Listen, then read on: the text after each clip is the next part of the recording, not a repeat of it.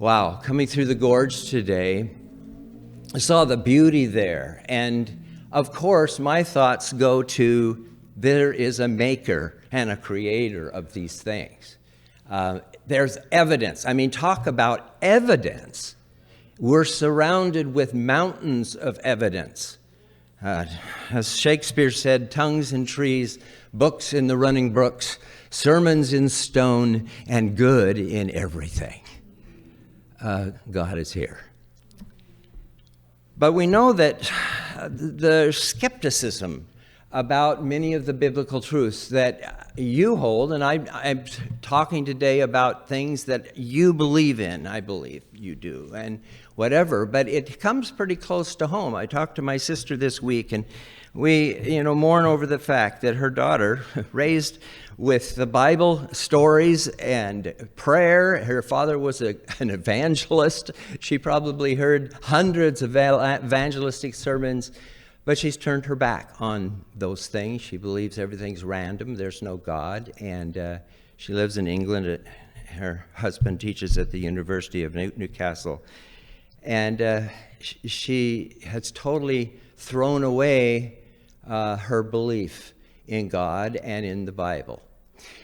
It shows you how much is happening in our world today.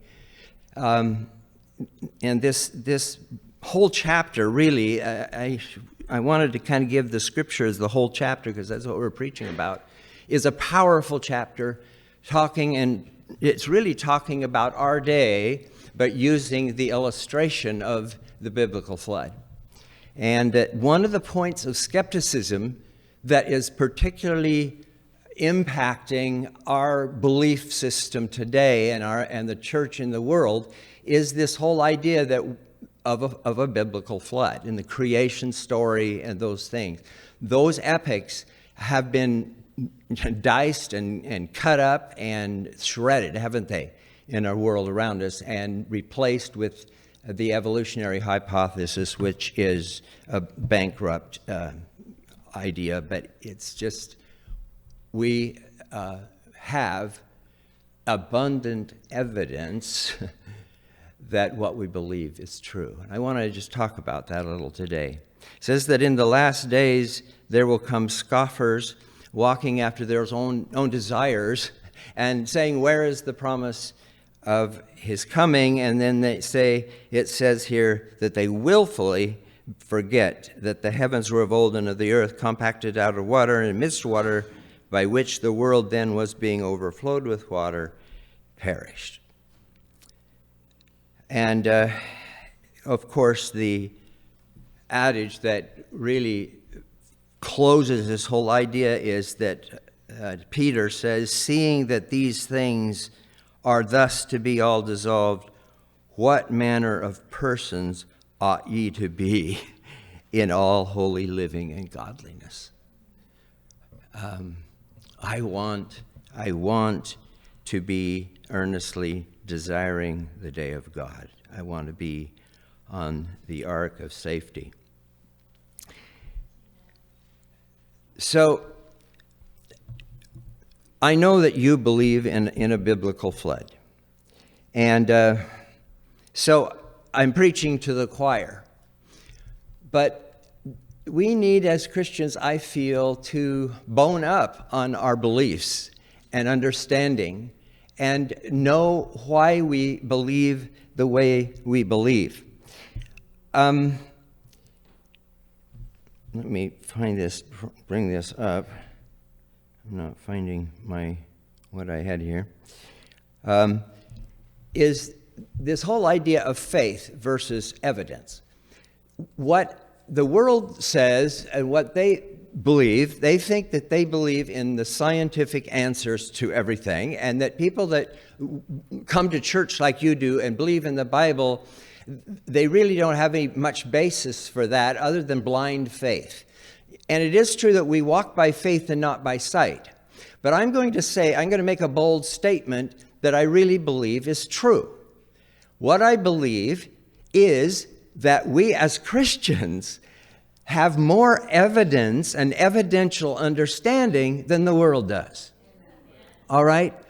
We believe in science and those kinds of things that science that's not falsely brought to us.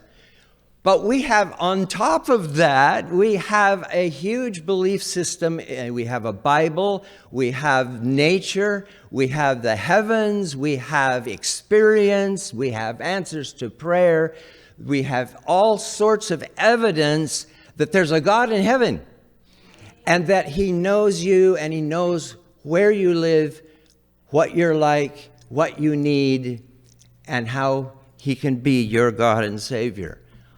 What a beautiful truth. We have evidence. We have evidence. The scoffers come along and they say, I don't see, this doesn't add up. My mom told me a story about her dad, which was my grandpa, and somebody came up to him and said, "Oh, you believe this Bible stuff, and I don't think preaching that Jesus is coming again, that's silly, and that's not going to happen. I don't see any signs."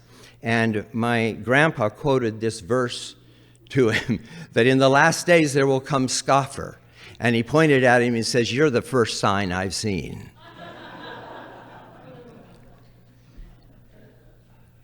We live on evidence, and I want to talk a little bit about that. And so we're going to look at some of that. But what I'm really saying is, why do I believe in the biblical story of the flood and the great deluge? Because I think that we have plenty of evidence. We're surrounded by it in this gorge. We have it all around us that what God says happened. And some of the explanations of modern science, which I won't even mention some of them because they're so ridiculous and empty and vacuous. So evidence that demands a verdict. The number one reason why I believe in a biblical flood is that Jesus believed in a biblical flood. Who is the God that brought it? Who is Jesus? The Bible says that in the beginning was the Word, and the Word was with God, and the Word was God, and that was Jesus. All things were made by him, and not anything was made that he didn't make. And so he is totally the one reason why we can believe that there was a biblical flood. And he used that example several times. And he tells us that as it was in the days of Noah, so it will be in the days of the Son of Man. They ate, they drank, they married wives, they were given in marriage. And those are not bad things. It's just that life was going on in its regular way, day after day. And everyone thought, well, nothing could really happen. And they were not ready until the day that Noah entered into the ark and the flood came and destroyed them all. Well, Jesus believed in the flood. He said that it happened, and so I believe so too. This is, of course, a picture that Alfred Lee drew because a man named George Hagopian had, as a boy, climbed on the ark. And there are actually thousands of sightings of the ark over the centuries. Marco Polo even mentions that he saw it. And it's still interesting that God has left an ark of testimony still that there was a biblical flood. And if you're willing to believe, then you will see plenty of evidence. If you're going to scoff at it and look at it skeptically, well then, you may find reason to be skeptical. But I think that there's a lot of evidence for a biblical flood that goes way, way beyond, of course, this idea of proving that there's an ark. All right. So, I love the flood story, and the things that I'm going to talk about are kind of inherent in the flood story. To me, legitimizes it in a lot of way. Now, just let's review the story for just a moment. Of course, God, 120 years or so before the flood, he gives Noah, who is a righteous man, the plans for an ark, and the ark is used as evangelistic billboard for people to come and see what it was about and to be ready and to be, given the invitation to come into the ark. Finally, the day comes, the door is shut, the animals come miraculously by seven pairs, actually, for clean animals, two pairs, or a pair for some of the other animals and birds and so forth. But they go into the ark, an angel shuts the door, and there they are for a couple of Sabbaths. It's on the 8th day that it all changes, and they were tested in their faith, weren't they? While people stood outside. I reread the description in Patriarchs and Prophets. It's just a powerful story there, and in the book, of course, in the Bible. So what I did is just looked at the flood story, and one scholar, an Adventist scholar, he's French, from France, Jacques Ducan, has made a wonderful he's organized that whole chapter of chapter 7 through 9 is, of course, the flood story, and he's taken it and put it out in form. And so part of what we're doing is showing that. But that was just another picture there. So here it is, beginning of the flood epic. And I've simplified what Jacques Ducan has done, and added up the days that it took place, that this flood happened. It was not a quick event. It was long-lasting, and we're still seeing the results today. So you can kind of just see the paradigm there, that if you go through the narrative in the Bible, this is what you find. The beginning of the flood epic, 7 days, animals sent. And here I say perhaps 7 days, because I tried to match the paradigm so it mirrors what's below with what's above, because these doves are sent out and so forth. So anyway, quickly, I said perhaps 7 days, and I thought, because in the Bible story, it doesn't say it took 7 days. But I thought, to balance that out, what is there a gap there in the scriptures? And here's something that has happened to me as I do these paradigms all through scriptures, and I'll find maybe something that seems to kind of be missing. And so what do? What's your guess that I do? Who do I go and read? Oh, Ellen White. All right. And in Story of Redemption, page 65, she says, I can't bring it up right now, but she says, for 7 days, the animals were coming into the ark. And how did she know that? How does she know that? You don't get that from any other source. Anyway, so it was 7 days, the animals come in, 7 days the flood begins, and they're waiting in the ark, their faith is tested, and then all at once, it comes. There's 40 days of just cataclysmic, upheaval. The fountains of the great deep blow up, and rain forms, and clouds form, and we know the flood story. So 40 days, the earth is just immersed, just dunked in the water, so to speak. Then there's these 150 days, the long period, 5 months, and about, I think it is, and water prevails. And then for 150 days, the water recedes. You get that in chapter 8, verse 3. That's going. Then it matches 40 days of intense drying and drainage. I believe a lot of what we see on the earth today in places, Idaho, the whole Columbia Plateau, which covers almost 3 states, is this thing that happened, this post-flood drainage that made huge impact upon the surface of our earth. And it's drying, and then Noah sends out the dove, and they're waiting in the ark again. Then he sends out another dove that finally comes back with something and has a place to light. And then the door is open, and then we have the end of the flood epic. When we see patterns like this, when we see beauty of, ideas that are in symmetry, that shouts to me the Lord inspires this action. All right, that's what it says to me. Is that what it says to you?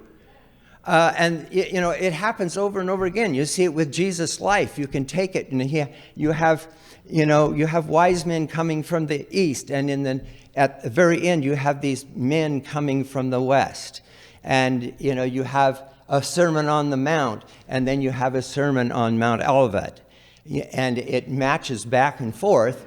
And we even have the angels singing. I'm getting sidetracked. I'm sorry. We have the angels singing when Jesus is born, and then I read in Desire of Ages that they sang also when Jesus went back to heaven. So, and those just, there's about 100 parallel things. And what that tells me is that our God is a God of order, and that he has a plan. And these are evidences. This is evidence of a God and of the inspiration that he inspires. So, take these days, and I added them up, and I ran into a problem. Because I study astronomy and ancient calendars, and it was troubling to me that I couldn't make it come out right. All right, so there must be something wrong with this flood epic. In fact, Richard Dawkins, the famous infidel, says that there is zero. What are his words? It's a vile story for which there's no evidence. Pretty close to that. All right.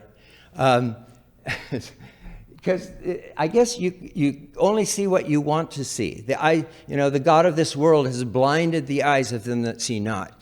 There's something that happens when we turn away from God and we can't see the evidence for what it is. But anyway, I looked at this, and it was interesting to me that how these numbers add up. So if you add all the numbers that we saw in the previous paradigm, you come up with 394 days, I think it is.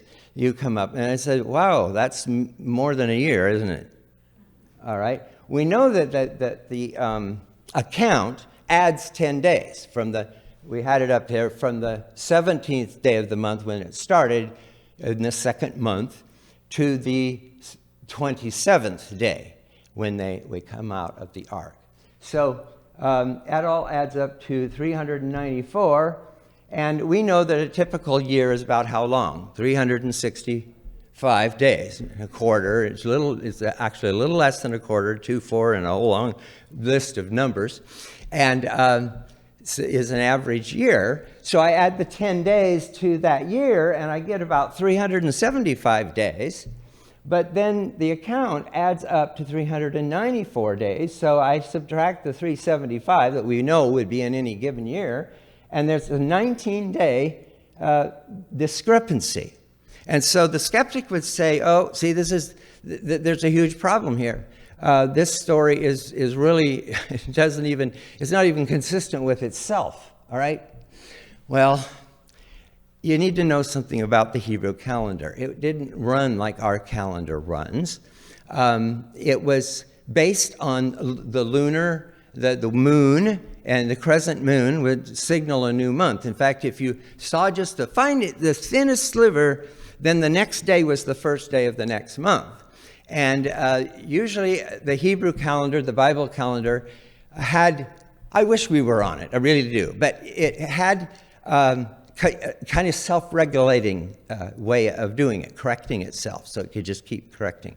But every 3 years or so, an average year, not every day was 30 days. Sometimes it was 29 because they visually looked at the moon, and they started at the barley harvest, something we can't hardly go back, but you can put 1 year after another and kind of come pretty close to what might have been a year that we're calling an intercalary year. So what would happen is every 3 years or so, you just have about 12 months that added up to 354 days, which is short of 365, right? So after 3 or so more years, they had to insert a second December, as it were, all right? Second Adar. And that would bring the calendar back into rhythm. So I applied that here, and so did the math, and the average lunar month of the moon, the whole cycle of the moon, it's a number that goes out to about 10 decimal places, all right? So I just rounded up to 2954, and I took it times 13 months instead of 12 months, all right? And it came out to 384. And then you add the 10, you add the 10 days from the 17th to the 27th. Are you following? And it adds up to exactly 394 days. And what's so fascinating about that is what it proves. It proves that the story is valid because an ignorant tale writer would probably not be able to even guess what the insertion would be for an intercalary year. And it also says that the flood was in an intercalary year where an extra month was added because it adds up perfectly that way. Something that could only be reckoned by very complicated astronomical, figuring. The Bible nails it. And I got to get away from this because I searched through using NASA's astronomy thing when this probably happened, because you can kind of guess that. Not guess, but kind of get an educated guess because of the cycle of the calendar and how that would work out. You can do it about when Jesus died and so forth. So here's evidence that demands, to me, a verdict. I love the Bible. Friends, the Bible should be our friend. Don't ever let the Bible, be far from you. We stand alone on the Word of God, right? The Bible. Okay, so let me just go through some of these other evidences, because there is a lot of evidence, but there's physical evidence, isn't there? And most of these I just want to go through them quickly, but one of the biggest one is altered landforms, and that come in 1,000 different ways. Erratic boulders or mountains that have striations through them, or you can see flood evidence with the layerings in places like the Grand Canyon and so forth. There's so many altered landforms that, this is like Ayers Rock in Australia. It got turned on the site. I mean, this is out in the middle of this almost desolate continent, and yet there's huge flood evidence. And they've looked at the grains of these things that, other scientists say took millions of years to form. And it doesn't add up, because they look at these little grains in the material, and they're flakes and triangular and whatever. They're not ground down to the fine sand that would happen with a long period of time. These things were laid down suddenly, and cataclysmic action going on, catastrophe in every way, altered landforms. Okay. Another thing, that there's widespread deposition. They are layers, in the geological column that cover hundreds of thousands of square miles. All right, that can't happen without a catastrophe. It's flood evidence of the largest proportions. In the landform one, I forgot to mention that 75% of the Earth's surface is sedimentary. All right, was laid down by water. That is a gargantuan evidence, don't you think? I mean, that shouts catastrophism. That shouts a biblical flood. How do you have 75% of the land that's deposited, has been laid down in layers? Sometimes it's as deep as 60,000 feet. That doesn't happen without a flood. There's these flat contact lines between them that they say there are millions of years in between them. But if that was the case, these layers that be laid down so quickly, I mean, there's one, the red wall limestone from the Grand Canyon reaches clear up into Canada and out into the mountains of the West. So there's several things that happen. Yeah, here's the red wall limestone. This covers almost the whole American continent on the west.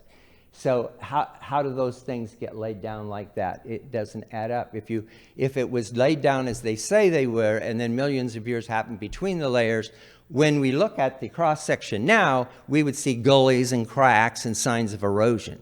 We don't. They're flat contact lines. Fossil evidence, oh man, there's so much to talk about. They found fossils of fish eating fishes. All right, so if you have a fish swallowing another fish, how do you spread that out over 1,000,000 years or so many million years? Fish has just had his breakfast and got suddenly crashed. That's only, they have ice, with fish frozen in the ice suddenly that they find, and all kinds of evidence and fossil evidence. We've been really interested. There's a man named Dr. Kurt Wise. He's a Harvard trained geologist. Actually, he's a paleontologist. He studies fossils, but he also studies geological evidence. And wow, you need to hear some of the things he has to say. I mean, he's put this whole thing, it goes even down to the center of the earth, and gives us, computer models and whatever, and shows layers and things that shout the story of the flood, that you can find it in the rocks of the earth. The rocks cry out. Fossil evidence everywhere. And I think those are evidence of a biblical flood rather than evidence of a million-year evolutionary paradigm. There are 350 flood epics that come from even the American Indians and from all over the world. Where did they get that story? I think where there's smoke, there's fire. And this is evidence that what has happened has been historically brought down to our day. 3/4 of the earth is covered by water. So when you take the deepest open stretches and you figure it all out, there is enough water to cover all the land. All right, it works out mathematically. Now we don't have to believe that the water rose up to as high as Mount Everest. Okay, because all kinds of land was pushed around and so forth, and the mountains were pushed up.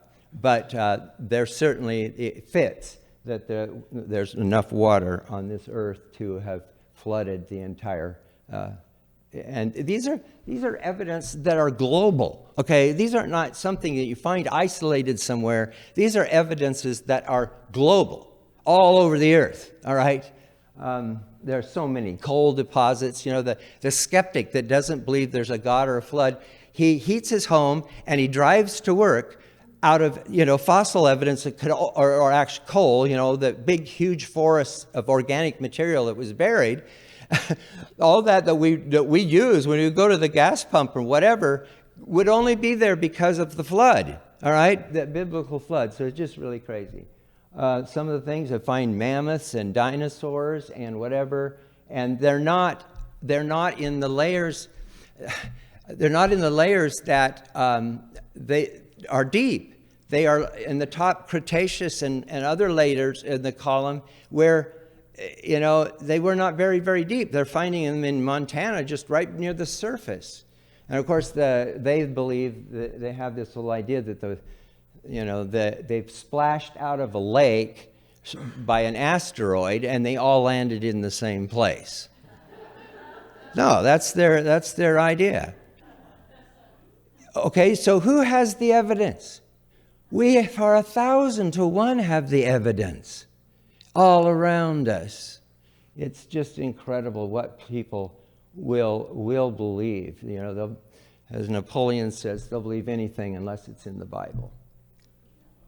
So many things. High altitude trees, the bristlecone pines in Mount Lassen and all other places estimate, we don't know if each year is a seasonal year that makes a tree ring, but it comes out to about 4,300 years, which is exactly the Bible timeline. marine specimens at high level. We used to go, my family, up to Hart's Paths in north central Washington. You actually drive up this mountain road, it's just the edge, thousands of feet down, and you get up there, and you can't even, there's hardly a place to turn your car around. You get right to the very top of the mountain. But right at the top of the mountain, at about 8,500 feet, they've cut into the bank to kind of make you a place where you can turn around. And there are thousands of mollusks and shells and marine, things. And it's like, how did they get up there? And so one day we took my uncle up there, who's a skeptic and he doesn't believe in God. And he saw those where you could pick out any number of marine fossils at this towering altitude. And he looked at my mom in shock. And he said, wow, he said, you must be right about the biblical flood. And he didn't say a word all the way back down the mountain. Now, I don't believe the water maybe rose that high. It's probably upthrust or whatever. But you can't put marine fossils at the top of a mountain without some kind of catastrophe happening, all right? I mean, we're talking something gargantuan. We're talking about major things. And there are just so many things, that turbidity currents in science, the whole idea that things are laid down quickly because they show it how it happens underwater. And they even find dinosaur footprints that are going uphill and trying to get out of the water when these things are formed. It's just, there's so much. Mount St. Helens, I could talk about this. We have volcanic cones. So, a lot of these here, there's one in Hermiston, Dio and Karen, that was formed by the throat of a volcano kind of comes up, and then the material around it is washed away. Where's Devil's Tower, Wyoming, as far as our continent is concerned? Is it by an ocean? Well, this is the throat of a volcano, and you can see from the columnar structure that it cooled quickly. Something was against it, like water, all right? And formed that, but where did all the Midwest go, all right? Oh, it's just the evidence. They found a mammoth up by, the Palouse mammoths up by Upper Columbia Academy up there, and only 10 feet down. And this is a mammoth, and a hyena, and a bear, and animals that don't live here anymore, that are from Africa, and they found a human skull, which they don't really talk about because it doesn't fit with their paradigm. But anyway, erratic boulders, the lake salinity, the Dead Sea, Great Salt Lake, about 32%. Our ocean's about 8%. But if you go to the millions of years and millions of years, those would have dried up a long time ago, all right? Niagara Falls would be in the Yukon now, and there would be deltas around the world. And, what stupidity you get yourself wound into when you don't believe what God says. But I believe that there was a biblical flood. And I believe there's huge lessons in this biblical flood. And I don't even know why I put that picture there. But, when you're in trouble, or when you're having a hard time with your faith or your belief, the place you need to be is not out with the skeptics and the infidels, all right? Blessed is the man that walketh not in the counsel of the ungodly, nor stands in the way of the sinners, nor sits in the seat of the scornful. Don't listen to that. Listen to God's word. Listen to God's word. So my wife and I, we were watching this program about air disasters, and there's one of these where the fan blade broke on one of the engines of a 737. So this crippled plane has all kinds of problems trying to get back to land and save the passengers from death. And one of the passengers, it knocks out one of the windows in the jet, and so then the decompression starts to happen, the pressurization changes, and she was sucked out the window, and she's halfway out the window. She still has her belt on, but she's halfway out the window. It's just kind of a tragic story, and they couldn't pull her back in. She was stuck there. And And it made me think, when when we have our doubts and we're not sure about the church or we're not sure about God, things can get shaken around, can't they, in our lives? But where's the best place to be? Inside the airplane or outside the airplane? Or how about halfway out of the airplane, where I think a lot of people are? And they finally had to come down to lower altitude and slow down, and they were able to pull her back in. And the plane got down. But friends, you need to be on the ark of safety. The ark represents the church. This ark is a testimony to us of what's going to be happening at the end of time. Now, the world won't be destroyed by water that time. It will be destroyed by fire. But this old world needs cleaned up. Water won't do it this time. We've made a mess here. And so the best place to be is inside the ark, not outside the ark. You need to be where you are today. Be inside the ark. And those who are listening that maybe, there may be unable to be here as I was for several weeks. But you're part of this church. You're part of God's church. You're part of his family. But if you're out there kind of on yourself, nobody survived outside the ark, did they? And those old timbers, shake and whatever. And we believe that God didn't, without God's grace, the ark wouldn't have made it, all right? But what, human power can do, God respects those choices. And it's interesting what God was trying to accomplish in the flood. And one of the things that makes the blood story to me valid is, and provides evidence to my faith, is just the theology in the flood story. What was God trying to do? He could have easily, he gets down to 8 persons, okay? And sometimes in here it gets down to 8 persons, but, and I'm not making fun of anybody about that. It's just that sometimes it gets down to just a few, 8 persons, that were inside the ark. But that old ship of Zion is going to go through.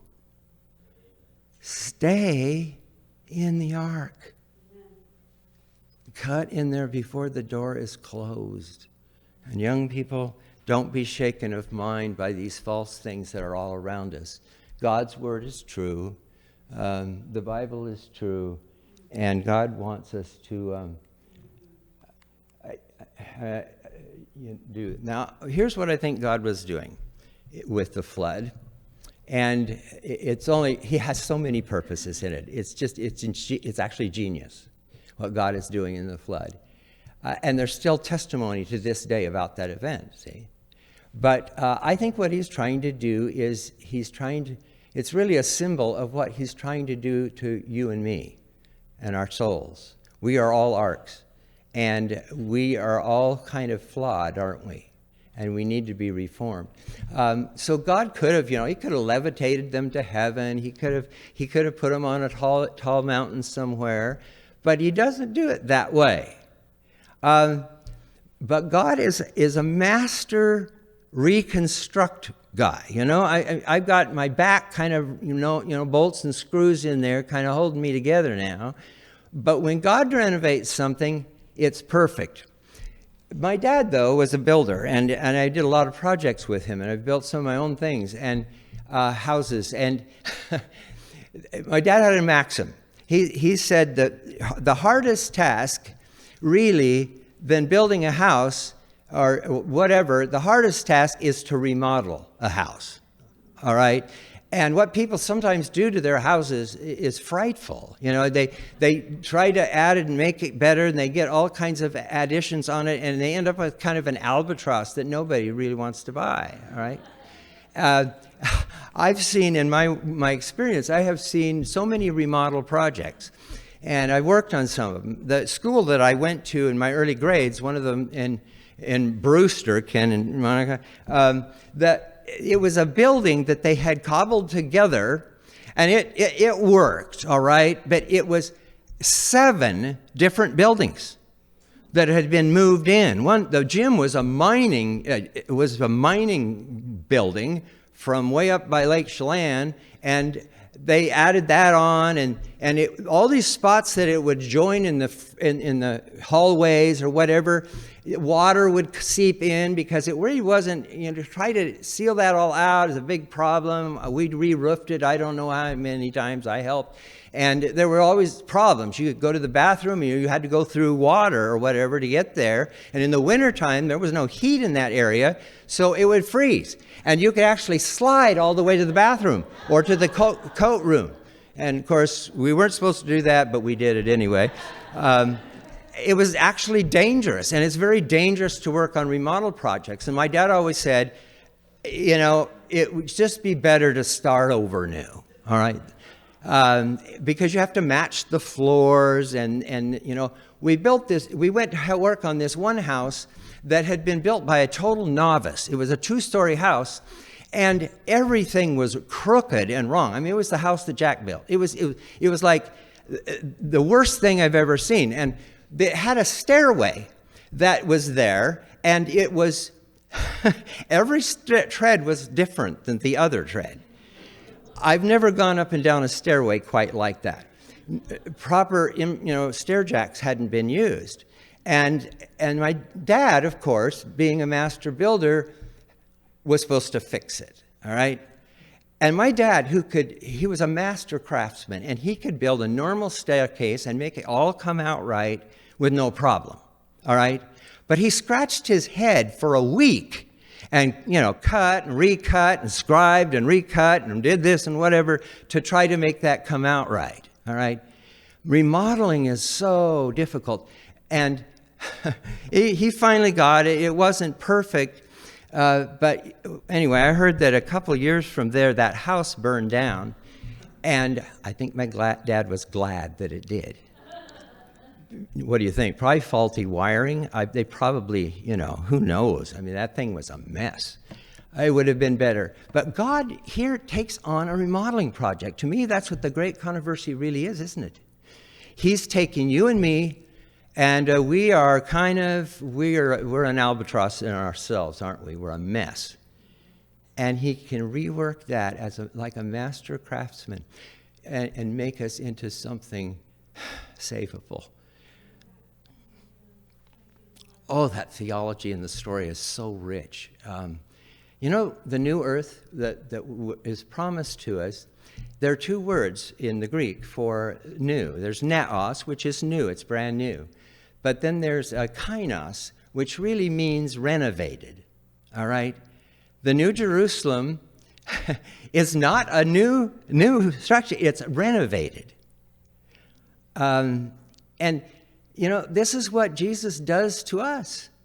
He renovates us. Powerful stories, and I have to close. But anyway, I'm a remodeling project for sure. And so Mitch knows he's one too, and Monica's a remodeling project, and so forth. But God protected this art, and there are so many evidences that what God said is true. And we can look at the flood story, and I don't think we have to scoff. Let them be as they may, but friends, have faith. Have faith that the God who came to save you is the God of all the earth, and he will bring you through. Get on that old ship of Zion. The timbers are going to shudder and shake as it goes down the waves and across the globe.